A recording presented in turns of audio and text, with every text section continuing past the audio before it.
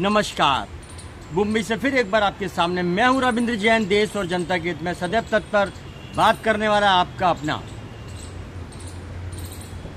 महाराष्ट्र के मुख्यमंत्री देवेंद्र फडणवीस से विनती करता हूं कि महाराष्ट्र के हर डिपार्टमेंट के अंदर कुछ ऐसे दलाल बैठे हैं जो नेताओं के संपर्क में हैं, बड़ी मोटी दलाली करते हैं और देश को बर्बादी के कंगाल पर लाने का प्लान करते हैं, अय्याशी करते हैं, बार बोतल का मजा करते हैं। ये पूरा सिस्टम महाराष्ट्र के मुंबई शहर में सबसे तीव्र गति से फैलता हुआ एक बीमारी की तरह का एक ऐसा एजेंडा है, मिशन दलाली, मिशन दलाल, मिशन वसूली। मेरी विनती है देवेंद्र फडणवीस से कि योगी स्टाइल में अगर आप नहीं उतरे तो बम्बई में जो दलाल माफिया हैं, जो आपके मंत्रिमंडल तक फैले हुए हैं, मुंबई को दीमक की तरह खा जाएंगे, नोच नोच कर बम्बई को, उसकी व्यवस्था को, उसके नाम को ख़त्म कर देंगे। ये स्थिति है। तो देवेंद्र फडणवीस से विनती करता हूँ कि हर डिपार्टमेंट के अंदर जो दलाल बैठे हैं उनकी जांच की जाए, मुंबई से और उनके गांव तक, और योगी स्टाइल में ठोका जाए। कोई तरीका नहीं है देश को बचाने का, अपने मुंबई को बचाने का, महाराष्ट्र को बचाने का। एक ही तरीका, योगी स्टाइल में ठोको। देश से गद्दारी, शासन प्रशासन से गद्दारी, जनता से गद्दारी, चाहे वो नेता हो या वो डिपार्टमेंट का कोई भी व्यक्ति हो, अगर देश से गद्दारी करता है, देश की दलाली करता है तो ठोको। कानून के तहत, योगी स्टाइल के तहत ठोक दिया जाए, तारीख नहीं फैसला कर दिया जाए। बहुत ज़रूरी है। इसीलिए हम भारतीय आर्मी को बच्चा बच्चा सैल्यूट करता है, लेकिन जब हम शहर में आते हैं, सीमाओं के अंदर आते हैं, तो न कोई नेता को सैल्यूट करता है, न कोई डिपार्टमेंट को सैल्यूट करता है। बहुत कम लोग ऐसे हैं जो डिपार्टमेंट में अपने कर्तव्य का पालन करते हैं, और नेताओं में, सत्ता में कुछ परसेंट लोग हैं सिर्फ जो मौज नहीं करते हैं, काम करते हैं। ज़्यादातर नेता और शासन प्रशासन के लोग देश की दलाली करके देश की जनता को लूटते हैं, देश का पूरा माहौल गंदा करते हैं। आदत पड़ चुकी है वसूली की, आदत पड़ चुकी है बार में नाचने की, आदत पड़ चुकी है, बहुत भयंकर आदत पड़ चुकी है। ये देश के दलाल हर जगह बैठे हुए हैं। कोई भी डिपार्टमेंट ले लो, अगर काम कराना है तो बिना डॉक्यूमेंट्स के काम हो जाएगा, माल लाओ आपका काम हो जाएगा। तो इनके ऊपर नेताओं का आशीर्वाद प्राप्त होता है, ऐसे दलालों के ऊपर। तो मेरी विनती है देवेंद्र फडणवीस से, मेरी विनती है मुंबई हाई कोर्ट से, आप दलालों को बीच चौराहे पर ठोकिए। न तो फांसी देना है उनको, सीधा ठोकना है। क्योंकि ये प्रक्रिया जब जनता के अंदर जाएगी कि योगी स्टाइल में महाराष्ट्र के अंदर भी दलालों को ठोका जा रहा है बीच चौराहे पर, तो बहुत से लोग सुधर जाएंगे। 2, 5, 10 को अगर ठोक दिया तो कम से कम 200, 500, 1000 ठीक हो जाएंगे लोग। हर डिपार्टमेंट में दलाली। किसी हॉस्पिटल में अगर कोई गरीब जाएगा, 5 रुपए की दवाई में वो ठीक हो सकता है, लेकिन उसका बिल आएगा लंबा लंबा। तो कोई माँ अगर बच्चों को लेकर हॉस्पिटल जाती है, तो ये दलाल, डॉक्टर भी दलाल बन चुके हैं ज़्यादातर, उनके मन के अंदर दया नहीं है, उसको भी उलझाएंगे, उसको भी फंसाएंगे। आप ये टेस्टिंग कराइए, आप वो टेस्टिंग कराइए, आप ये कराइए। तो टेस्टिंग करा करा के माँ का मंगलसूत्र बिक जाएगा, उसका घरबार बिक जाएगा, लेकिन बच्चा 5 रुपए की दवाई से ठीक हो सकता है, उसका 10 लाख का बिल आ जाएगा, ख़त्म खेल। ये स्थिति है माननीय मुंबई हाई कोर्ट के सामने तिरंगे के नीचे। इसलिए बैठकर मैं ये बात करता हूँ क्योंकि ये खेल मैंने बहुत देखे हैं अपनी ज़िंदगी में। लेकिन ये भ्रष्टाचारी देश के गद्दार, ये वसूलीबाज, ये ठुमके लगाने के लिए जो वसूली करते हैं, बाहर में जाने के लिए, नाच मेरी बुलबुल तुझे पैसा मिलेगा, ये जो इनका नाटक है गद्दारी का, नाच मेरी बुलबुल को पैसा लुटाने का, ये बहुत बड़ा रैकेट चल रहा है मुंबई महाराष्ट्र के अंदर। ऐसे तो पूरे हिंदुस्तान की बात करूंगा, लेकिन मैं जहाँ रहता हूँ मैं वहीं की बात करूंगा। तो ऐसे दलालों को बीच चौराहे पर ठोका जाए, कोई तारीख नहीं, सीधा फैसला किया जाए, ठोक दिया जाए, कोर्ट का समय बर्बाद न किया जाए। मैं मुंबई हाई कोर्ट से विनती करता हूँ कि आपके आदेश ये मानते ही नहीं है। शासन प्रशासन में बैठे हुए लोग मानते ही नहीं है।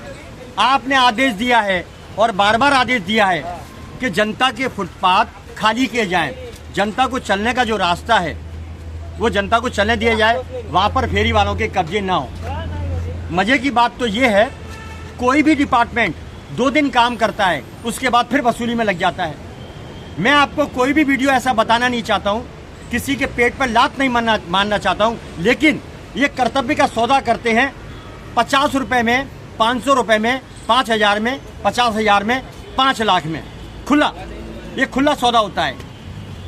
देखिए, शासन में बैठे हुए लोग जब तिरंगे की सौगंध खाते हैं कि हम देश के लिए काम करेंगे, ईमानदारी से काम करेंगे, गीता और पुराण की सौगंध भी कोर्ट में खाई जाती है कि हम सौगंध खाते हैं, लेकिन ये 1 नंबर के झूठे होते हैं 99%। भारत के अंदर दलालों की भीड़ जिस प्रकार से बढ़ती गई और बढ़ती जा रही है, तो ऐसा लगता है ये भारत को वापस से गुलाम बनाने का प्रयत्न कर रहे हैं। कौन?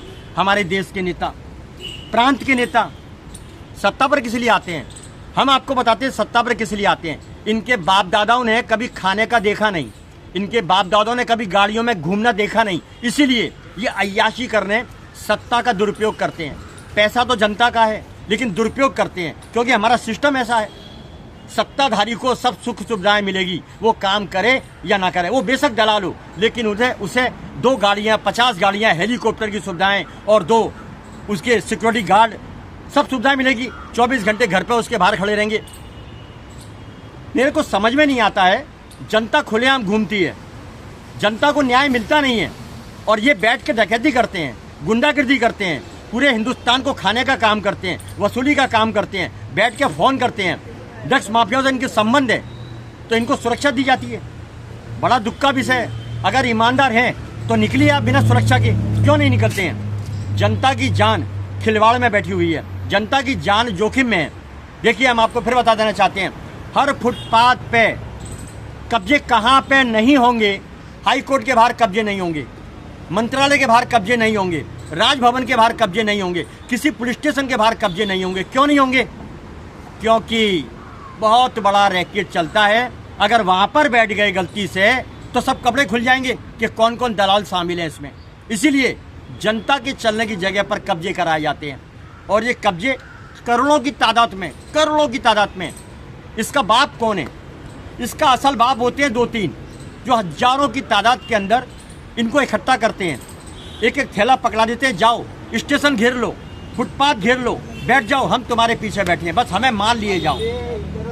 रात को बार में जाना है, बुलबुल को नचाना है और पैसे लुटाने हैं। तो ये खर्चे का रैकेट चलता है मुंबई महानगर में। अब कहते हैं कि मुंबई तो माया नगरी है, मुंबई तो आर्थिक नगरी है, मुंबई हॉलीवुड है, मुंबई बॉलीवुड है। तो यहाँ पर इस तरीके के जो काम होते हैं, बॉलीवुड और हॉलीवुड के नाम पर लूटा जाता है, लोगों को परेशान किया जाता है। तो मुंबई हाई कोर्ट से मेरी विनती है, इस पर एक्शन लिया जाए।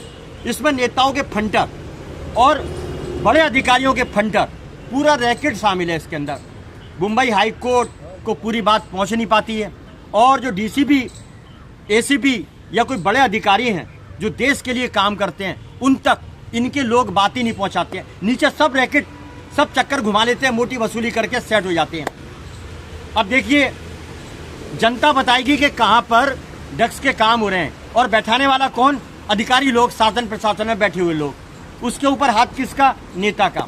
तो देवेंद्र फडणवीस से विनती करता हूं कि मंत्रालय से लेके बेस्ट तक और हर अधिकारी के ऑफिस तक जो दलालों का रैकेट है, आप उन्हें यूपी स्टाइल में, योगी स्टाइल में बीच चौराहे पे खड़ा करके ठोक दीजिए, जैसे हमारी आर्मी दुश्मनों को ठोकती है। एक ही बात है, वो इंतजार नहीं करती, दुश्मन आया ठोक दो। तो हमारे देश की सीमाएं सुरक्षित हैं, हम नींद, चैन की नींद लेते हैं, हमारे बच्चे आराम से सोते हैं। क्यों? क्या हमें भरोसा है अपनी आर्मी के ऊपर। देश की आर्मी नंबर 1। इसीलिए देश की आर्मी जब अपने भारत की सुरक्षा के लिए कोई जवान अगर शहीद होता है, तो दुनिया भर के बच्चे, हमारा भारत का बच्चा, बूढ़ा, बहन बेटियां सभी उनको सल्यूट करती हैं, और उनकी आंखों से आंसू आते हैं। क्यों? ईमानदारी से काम करते हैं और देश के खातिर न्यौछावर हो जाते हैं। और सीमाओं के अंदर ये हमारे दलाल, शासन प्रशासन में बैठे हुए दलाल हमारे देश की दलाली करते हैं, माफियाओं से मिले हुए हैं, ड्रग्स माफियाओं से मिले हुए हैं। हमारे देश के कुछ शासन प्रशासन में बैठे हुए राजनीति करने वाले लोग और डिपार्टमेंट के लोग मोटी दलाली करते हैं। मैं कमिश्नर साहब से विनती करता हूं, मेरे वीडियो आप तक पहुंचते हैं, आप इस पर एक्शन लीजिए। छत्रपति शिवाजी महाराज टर्मिनल के जब बाहर जाएंगे तो रात को वहाँ शीशियाँ बिकती है, ड्रग्स की शीशियाँ, एल्कोहल, और डिपार्टमेंट के लोग मोटा माल लेके निकल जाते हैं। मैं ये विनती करना चाहता हूँ, अरे दलालों, आप अपनी गाड़ियों का इस्तेमाल क्यों करते हो दलाली के लिए? दलाली के लिए गाड़ियों का इस्तेमाल किया जाता है माननीय। और देवेंद्र फडणवीस से विनती करता हूं कि जितने भी सीसीटीवी कैमरे हैं, आप उनको आदेश दे दीजिए कि सीसीटीवी कैमरे अगर एक भी बंद हुए तो उस एरिया के ऑफिसर को सस्पेंड किया जाएगा। ये ऑफिसर कहीं ना कहीं नीचे से ऊपर तक मिले हुए हैं। अपराध करने पर वो कैमरे बंद हो जाते हैं अपराध के पहले, तो उनके कनेक्शन स्पेशल तौर पर आप अपने पास रखिए। एक कनेक्शन पूरे बम्बई का आप अपने पास रखिए। और मुंबई हाईकोर्ट से भी विनती करता हूं, जितने भी सीसीटीवी कैमरे उनका कनेक्शन अपने पास रखिए, क्योंकि ये कैमरे भी माल खाते हैं, बहुत बड़ा माल खाते हैं। ये वसूली का फंडा कब बंद होगा महाराष्ट्र के मुंबई शहर में, ये तो मुझे नहीं मालूम, लेकिन मैं इतना जानता हूं कि ये महान नगरी छत्रपति शिवाजी महाराज जैसे योद्धा की है। यहाँ पर योद्धा हुए थे छत्रपति शिवाजी महाराज, तो उन योद्धाओं का नाम खराब करने वाले यहीं के कुछ राजनेता हैं जो दलाली में पार्टनरशिप हैं। शासन प्रशासन के लोग हैं जो दलाली की ओर अग्रसर होते हैं। और ये दलाली कौन करता था? ये मुगल करते थे। ये दलाली कौन करता था? अंग्रेज करते थे। और तो फिर ये भारत तो योद्धाओं का देश था। ये भारत योद्धाओं का देश है। यजुर्वेद, सामवेद, अर्थवेद, ऐसे योद्धाओं का देश, पृथ्वीराज चौहान का देश, छत्रपति शिवाजी महाराज का देश, अहिल्याबाई का देश। इतना बड़ा देश और इतना प्राचीन देश, इस देश में ये दलाल कैसे पैदा हो गए? तो अगर इनका डीएनए देखा जाएगा तो कहीं ना कहीं ये मुगलों से जुड़े हुए मिलेंगे।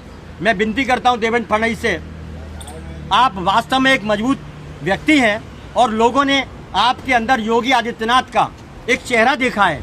उन्हें पूरी उम्मीद है 100% कि आप योगी स्टाइल में महाराष्ट्र के मुंबई शहर की गंदगी साफ करेंगे, क्योंकि पूरे महाराष्ट्र की तो एकदम से साफ होगी नहीं। एक मुंबई सिटी की कर दीजिए तो पूरा महाराष्ट्र सुधर जाएगा। बड़े बड़े नेता शामिल हैं और उनके फंटर शामिल हैं देश की दलाली करने में, महाराष्ट्र के मुंबई शहर की दलाली करने में। देखिए, कभी दूध दही की दुकानें हुआ करती थी, आज दारू चरस के अड्डे चारों तरफ मिलेंगे और उन अड्डों के मालिक ज़्यादातर शासन प्रशासन के लोग मिलेंगे। मैं उम्मीद करता हूं मुंबई हाईकोर्ट से आपके आदेश का पालन नहीं हो रहा है।